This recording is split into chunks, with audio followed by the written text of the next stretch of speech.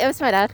But yeah, so what it is that I've realized that my lying roommate, whenever she lies, she smiles. And so what she'll do is that whenever she lies, she'll try and not let it show by pushing her tongue against her cheek.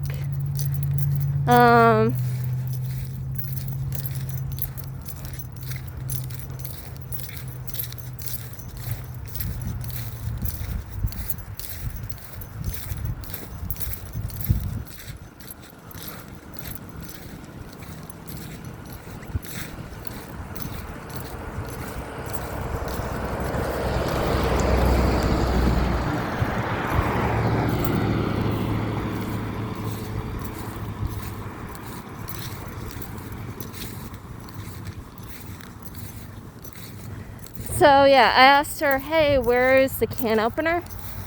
And then next thing I know, she ends up slightly smiling. So yeah, she slightly smiled and she pushed her tongue against her cheek. I was like, and that's a lie. I have no idea what that is, but it's a pretty sound. It's a clicking sound.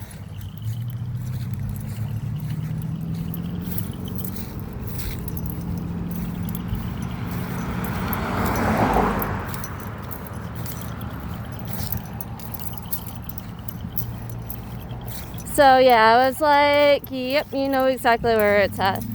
So what is that this afternoon, I was afraid that she had stolen other stuff, like my jacket, because I was like, I think it's there, but I don't entirely recall. So I was like, okay.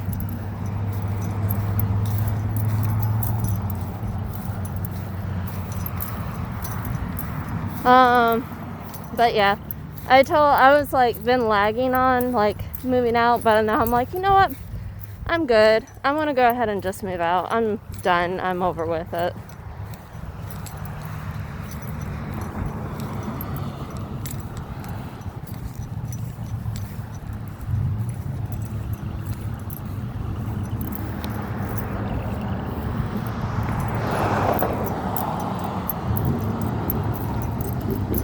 So yeah, but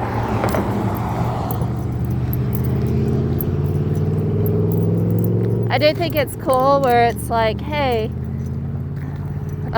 growing up, or a kid grows up and then they're filled with opinions in life and like being able to talk, like literal 2-year-olds, they're finally able to talk, and then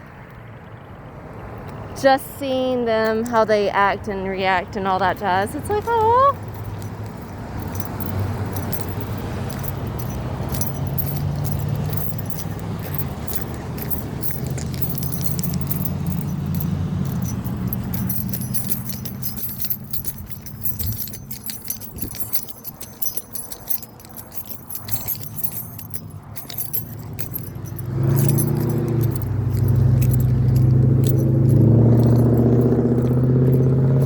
So yeah. But yeah, I found out that we should be like walking, or like while we're on the trip, we'll be walking about 5 miles or 5 kilometers a day. At least I think it was 5 kilometers. And so I'm like, you know what? I tried to call a friend of mine. She didn't pick up. So I was like, you know what? I'm just gonna walk. Yeah. Was not my first choice at all. But I was like, do I need to walk? Yes. So yeah. Hence why I'm walking.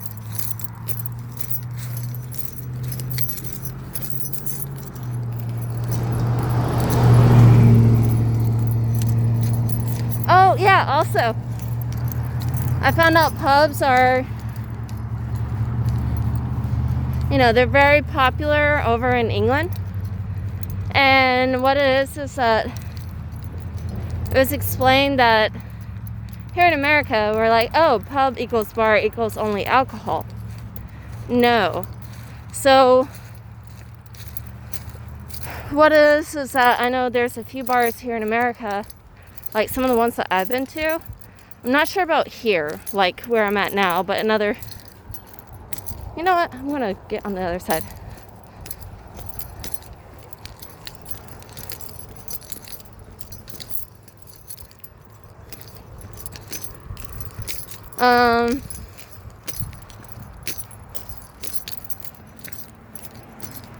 Yeah, there's like some bars in America where it's like, you guys have really good food.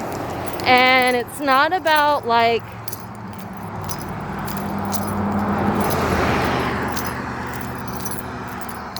yeah, it's not about the drinks or anything.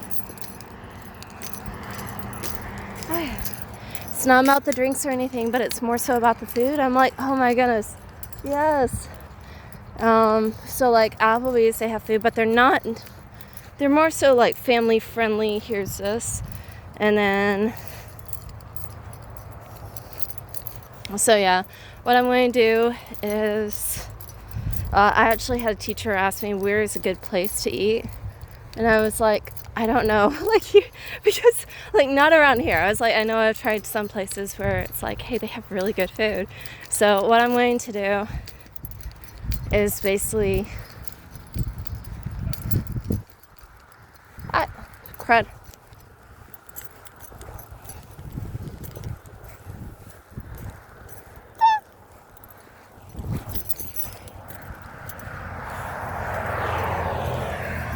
It's a school bus.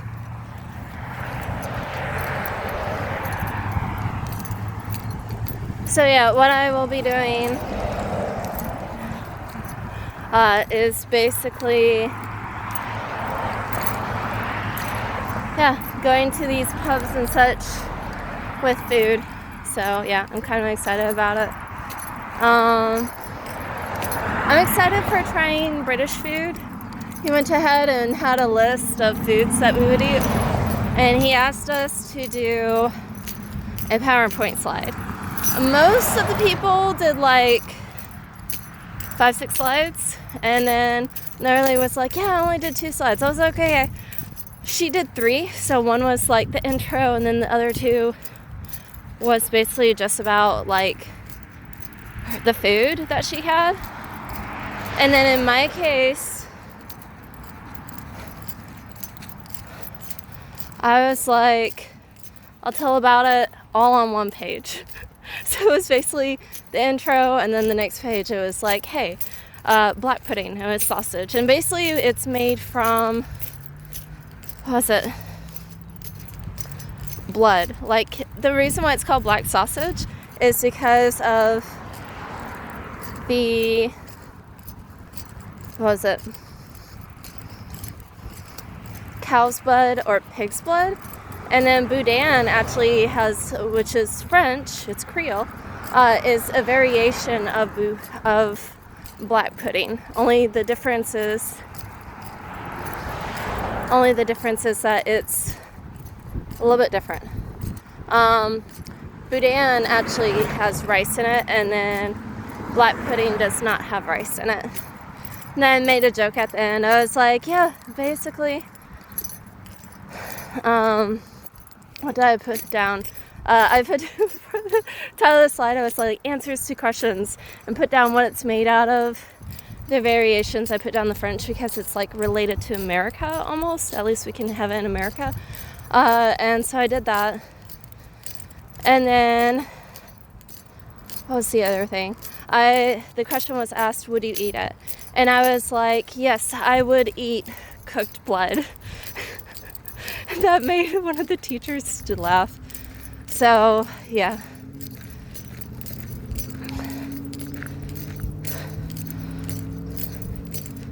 Somewhat dry, straightforward humor type deal.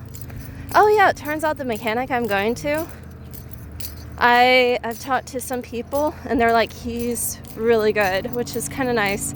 And he actually knows how to work on my vehicle, which is wonderful, because I've had some shops that are like, we're only relying on the computer. I'm like, please stop. And then this guy is like, I specifically asked him, basically, you know how you can use a computer to diagnose whatever's wrong with the car? Yeah? Okay, cool. So I was like, what would you do if you did not have a computer? Because my computer on my car, it's like so old, it doesn't work very well. So in other words, like, it's not connected to every single part in my vehicle, which from what I can tell, like, having that can be helpful. But when you have a vehicle that's as old as mine, like, it can become some moot. So yeah. Hey, cow.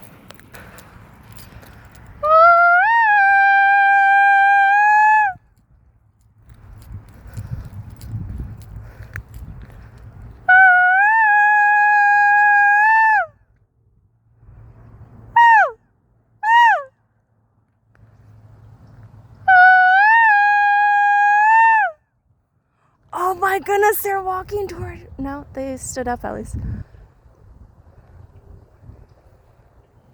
That is cool.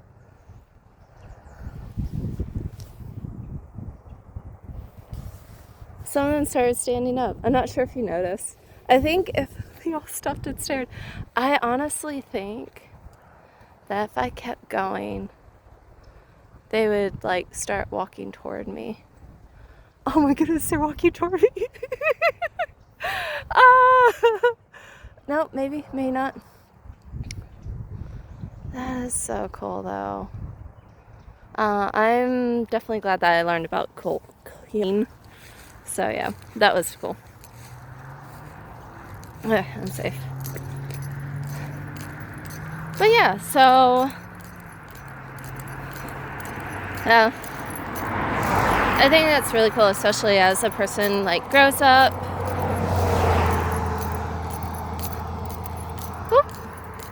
And gets bigger. They start from, like, a baby and all that. They're like, hey, I'm gonna grow and all that jazz. And then I go. A lot of them are looking at me. It's so cool.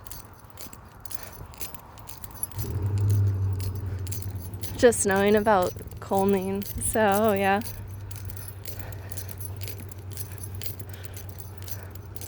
And the cows are still kind of following me. Faces.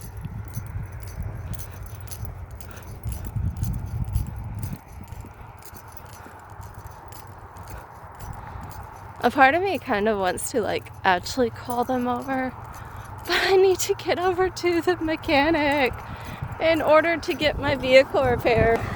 So yeah, I do. What else was there? I think that's, yeah, so I thought that was sweet and cool, especially as a person grows up, gets bigger. They're like, hey, I have life and opinions and about stuff, so yeah.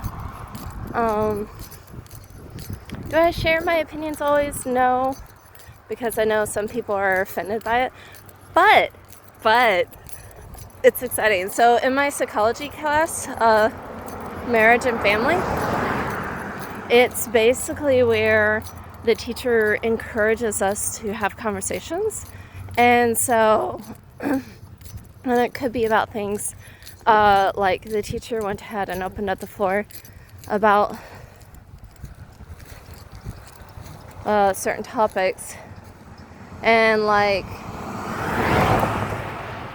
part of my answer was, well, like, I'm like, I refuse to have sex until after I get married. And for whatever reason, like, there are some differences between people.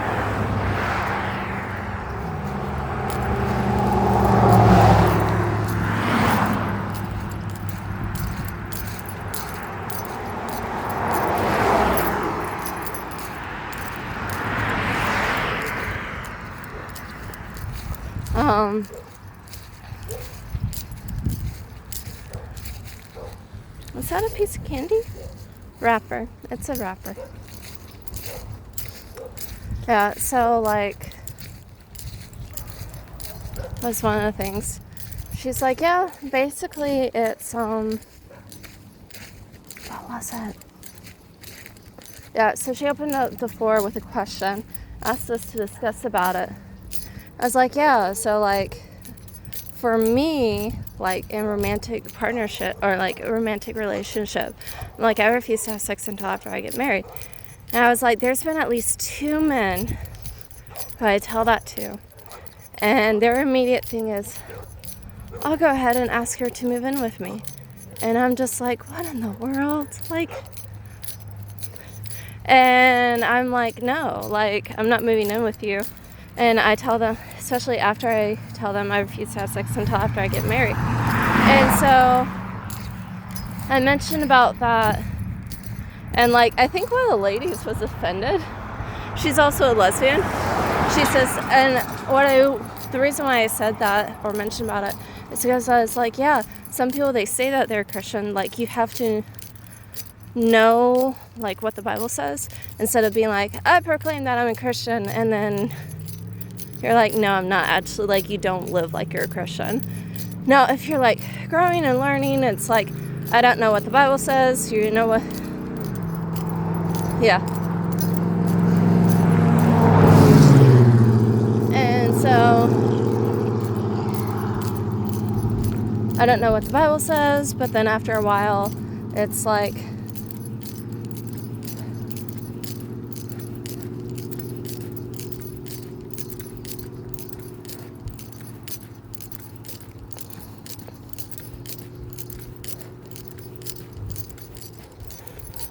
yay, I'm here.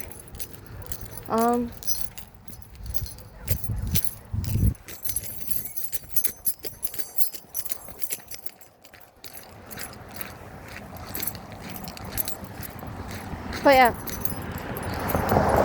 I was like, if you grow and learn what the Bible says, like in my case, I'm like, okay, I refuse to have sex until after I get married. And